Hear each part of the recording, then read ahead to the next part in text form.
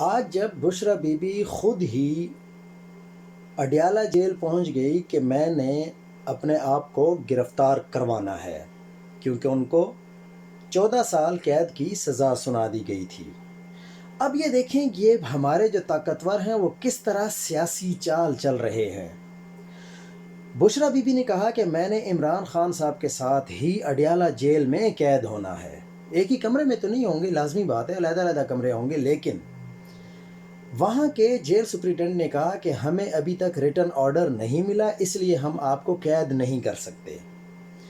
اب کیا ہوا کہ فیصلہ یہ کیا گیا کہ جو بشرا بی بی ہیں ان کو لے کے چلتے ہیں نیب ہیڈ کوارٹر، وہاں پہ وہ گرفتاری دے دیتی ہیں، وہاں پہ ان کو رکھا جائے گا۔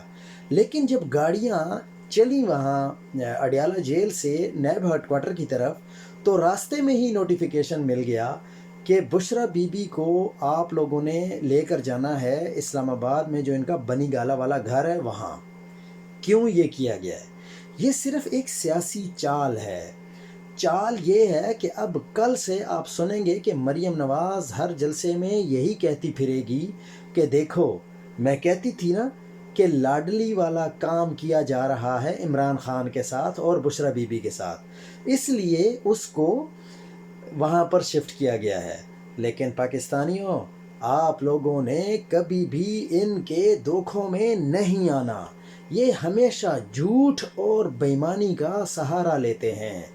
اگر یہ واقعی اتنا عمران خان کو اور بشرا بی بی کے ساتھ پیار کرتے ہیں اور واقعی ان کو ٹف ٹائم نہیں دینا چاہتے، تو یاسمین راشد کو کہاں رکھا ہوا ہے؟ وہ تو 73 سال کی بزرگ ہے، ان کو کیوں جیل میں رکھا ہوا ہے، وہ بھی کوٹ لکھپت جیل میں، حالانکہ وہ کینسر کی مریضہ بھی ہیں۔ یہ صرف سیاسی چال ہے۔ آپ لوگوں نے ان لوگوں کی بے ایمانیوں کو ہمیشہ اپنے ذہن میں رکھنا ہے۔